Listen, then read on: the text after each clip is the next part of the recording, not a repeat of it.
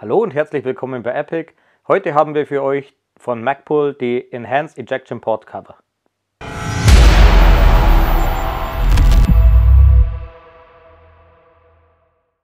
Für viele ist es vielleicht nur ein unwesentliches Kleinteil an einer AR-15, aber es hat auch seine tatsächliche Berechtigung, die Evolution des Dust Covers ein bisschen durchzuspielen.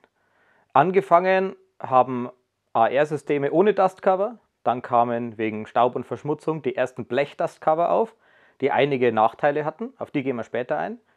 Dann kam von einigen Herstellern die Evolution zum Kunststoff-Dust-Cover, auch mit Kunststoff-Rod.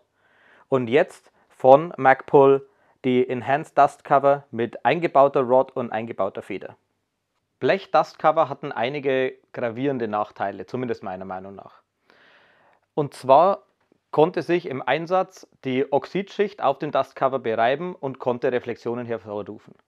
Genauso ist ja dünnes Blech dafür bekannt, dass es Geräusche verursacht, zum Beispiel beim Tragen der Waffe oder auch bei der Benutzung im blödsten Falle und könnte zum Beispiel die Position verraten.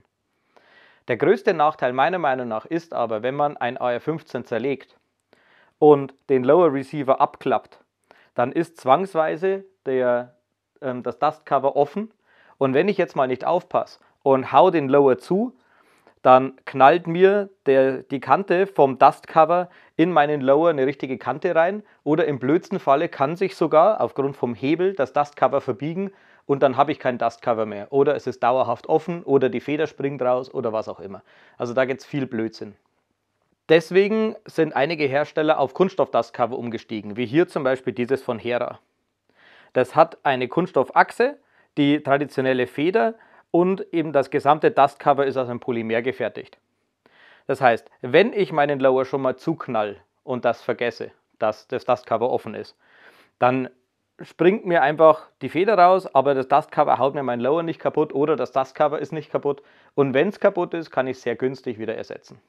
Für mich als Linkshänder, vor allem im Jagdbetrieb merke ich das, wenn ich mit Ausrüstung umeinander laufe, jetzt wie ein Fernglas oder irgend so einen Schnickschnack, was ich um den Hals hängen habe, was dann auch mit der Waffe korrespondiert, dann passiert mir das öfters, dass ich von unten an der Dustcover-Feder mit irgendeinem Ausrüstungsteil, weil es ja quer vom Körper hängt, an die Achse komme, dann springt die Kappe auf und noch blöder ist es, wenn ich dann mit dem Daumen oder mit irgendetwas dagegen komme, sodass sich die Feder entspannt.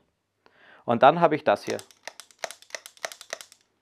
Und jeder, der irgendwann mal diese Feder hier wieder eingerichtet hat, ohne einen Handguard abzubauen oder sonst irgendeinen Schnickschnack. Im Revier kann man es eh vergessen und dann hat man so einen Klapperich dabei. Das macht einfach keinen Spaß. Und das können wir durch die Installation von dem Magpul Dustcover verhindern. Wie man jetzt von einem traditionellen Dustcover auf das neue Magpul Dustcover wechselt, das zeige ich euch jetzt. In diesem Beispiel handelt es sich um eine Hera-Waffe. Das heißt, ich brauche zum Demontieren des Handguard einen Innensechskant mit 2 mm und einen Innensechskant mit 2,5 mm. Die Schrauben sind schon offen. Ich kann dann einfach den Handguard abziehen, nehme eine Spitzzange oder irgendein anderes Werkzeug und kann dann die Achse mit der Feder und dem ursprünglichen Dustcover entnehmen. Sowas immer aufheben, wer weiß, wofür man es noch braucht. Dann nehme ich das Magpul Dustcover. Hier sieht man oben so einen kleinen Pinökel. Dieser Pinökel erfüllt dieselbe Funktion wie der lange Schenkel der Standardfeder. Ich biege den Pinökel um 90 Grad nach unten und ziehe ihn mit dem Daumen nach hinten. Dann setze ich hinten diese Nase in die vorgesehene Nut, setze das Dustcover ein, lasse dann die Feder sich entspannen, am besten in der richtigen Position. Zack, puff. Das Dustcover ist montiert, funktioniert auch, hat einen wirklich sehr schönen Halt. Das ist natürlich auch den guten Fertigungstoleranzen geschuldet, aber es macht jetzt überhaupt keinen schlapprigen Eindruck. Da verbiegt sich nichts, da verwindet sich nichts.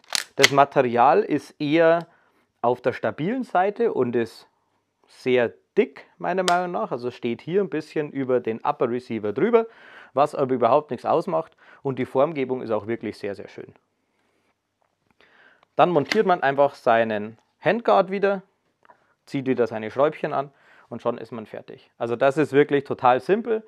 Für alle, die sich mit sowas ein bisschen schwer tun und mehrere linke Daumen haben, für die liegt natürlich im Verpackungsumfang auch eine Anleitung bei. Die Artikel von Magpul sind ja oft verschrien als reines Optik-Tuning.